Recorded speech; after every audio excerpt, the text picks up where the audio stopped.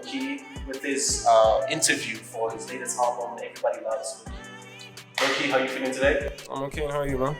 I'm feeling great, I'm just going to walk you through some questions to get us some insight into your album. Alright. What was the creative inspiration behind the title, Everybody Loves Lxwkey? So for the title of the album, I started thinking about all the positive reviews that I'd received around my music throughout my hometown, right? And it would basically be like a lot of people would give me a lot of feedback that would reflect on me, and I'd be like, damn, like people actually fuck with what I make and all of that. And then I just decided like everybody technically likes what I make so far, and I haven't met somebody that hates it. So I was like, hey man, Everybody Loves Lxwkey is the perfect title for the album. Each song on the album seems to offer a different vibe and message. Can you walk us through the overarching narrative or journey that connects them all? The word journey, basically every song there from beginning to end kind of tells like a particular story. On the first one it's kind of sad, the second one is kind of vibey, third one I'm kind of flowing, fourth one is more about love and interest, third one the fifth one breakups, sixth one the come up, and then finally the hiatus. So everything is kind of focusing on a specific journey that I'm going through at that specific time that I made that song, which is kind of why I find it hard to make music if I'm not going through a specific journey in time. That way I don't feel expressive enough, you know? I don't feel like I can record. So the whole album from beginning to end is a story in a way. Hence even the titles of the songs on that album.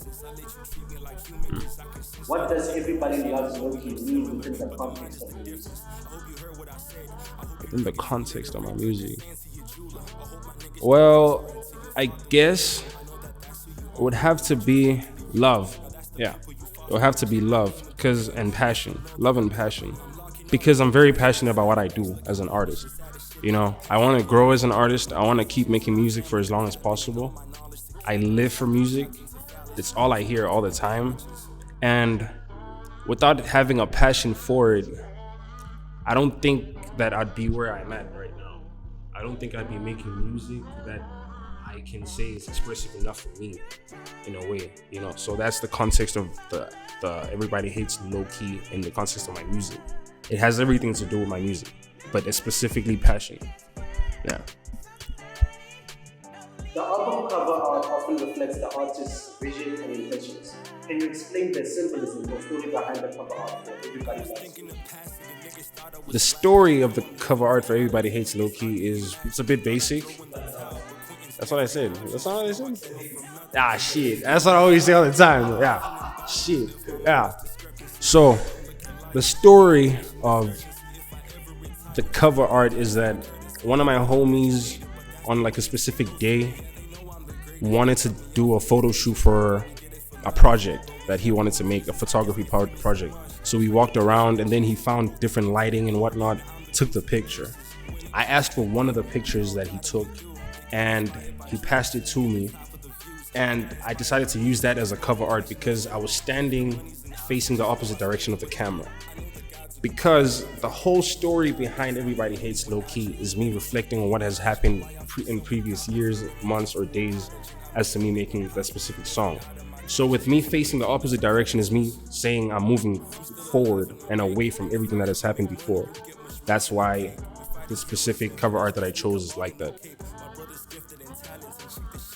How do you approach the process of crafting your lyrics and beats to ensure they resonate effectively with the audience?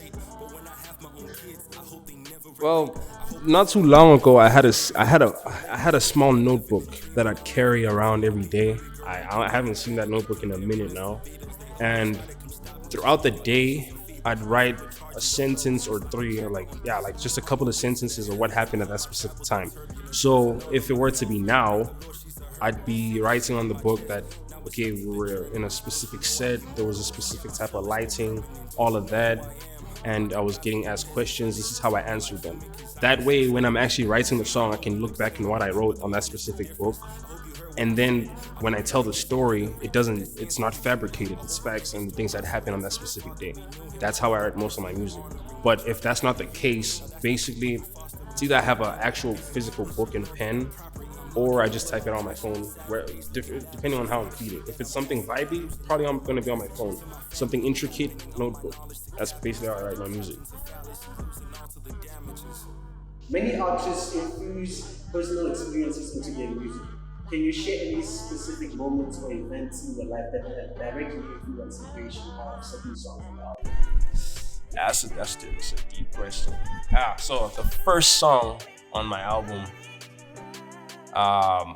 that's like the saddest song, like I said before, because at that time I was going through a lot of shit.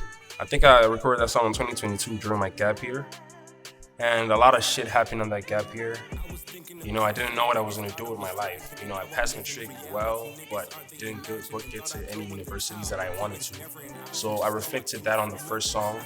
I also reflected on the tragic death of my cousin on that song, and also failed love interests and my parents and all that stuff. It was a very sad song. So personal things that happen personally to me reflect a lot on my music. And I feel like if you don't add that personal perspective, people won't really get the music that you make. If you always make music based on somebody else's perspectives, that's not really authentic towards you as an artist. Collaborations often enhance the creative process. Can you discuss any collaborations that featured artists on the album and how they contributed to its overall sound and message? So for different sounds, let's say different beats. For different beats, I tend to get specific artists that I think would be perfect for that specific beat. So I'd get like a vibey song. I'd get maybe one of my favorite collaborations would be Thabo, G Magnificent, Mike Lord. For more romantic things, it would be Mike Lord. Now, these are people that have been on my music before. But features always bring that different vibe, because if you listen to a whole album of a person that makes one album and no features, sure, that's a good album if it's actually a good album. But if you bring people who bring their own sounds onto the album, it becomes a little bit more experimental, which could turn bad or good. But so far, I think that's how I make my best type of music, more experimental, and it's worked out so far. So specifically, features depend on the type of music that I'm trying to make on that time. Yeah. Some albums have hidden gems or Easter eggs that listeners may overlook as a first. Are there any hidden layers or deeper meanings you can find out that fetch your interest? The first song that comes to mind would be "Don't Forget About Me." That's the last song on the album. The Easter egg there is in between the verses. There's two verses, and in between the verses, it's me and one of my friends, my producer, us having a conversation about, not really a conversation, but like he asked me a question on that specific part of the song. He's like, what do I want to accomplish? And I basically said, it's either I want to be one of the greatest rappers of all time, or I want to be the greatest rapper of all time. So that's like if people actually understood that the way that I said it, yeah, that's an Easter egg. Yeah, that's a proper Easter egg. Yeah. How do you hope listeners will connect with and interpret the things exploring the album?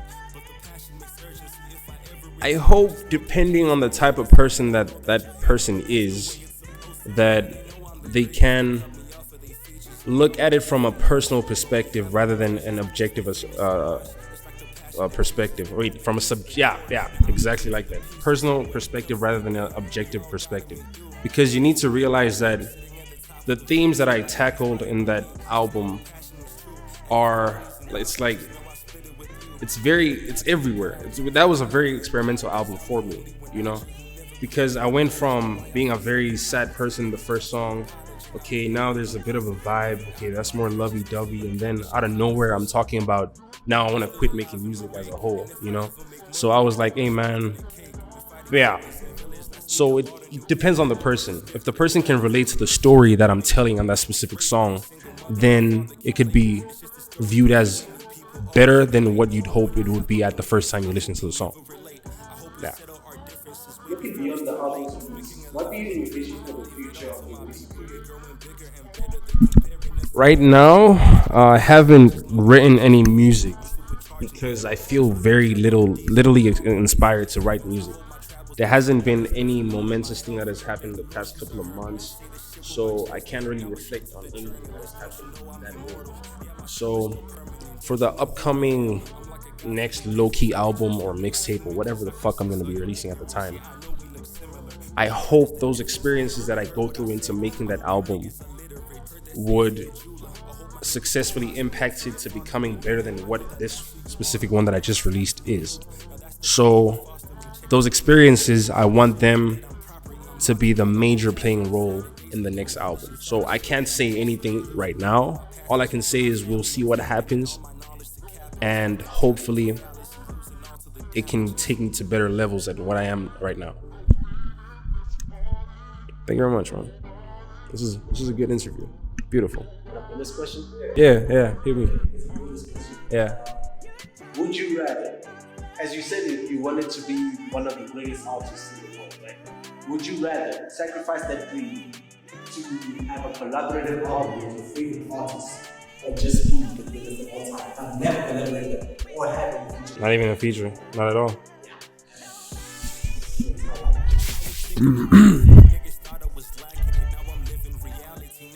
Okay, wait.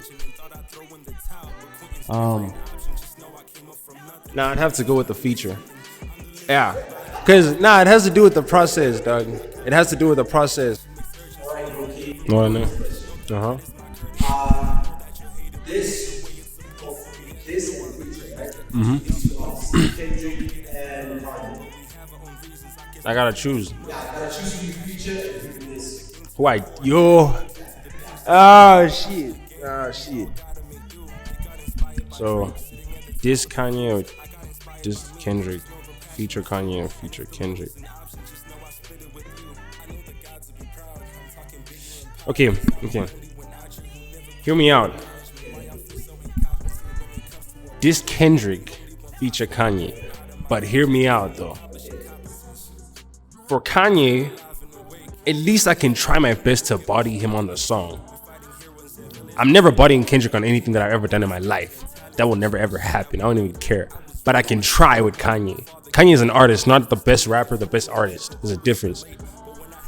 This Kendrick, because I don't know, because I can't feature Kanye. But if I diss Kendrick, at least I'm being dissed by the greatest rapper of all time. I'd take that accolade on the chin. Yeah. Thank you very much.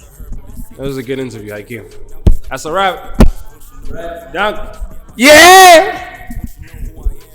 That was loud, huh?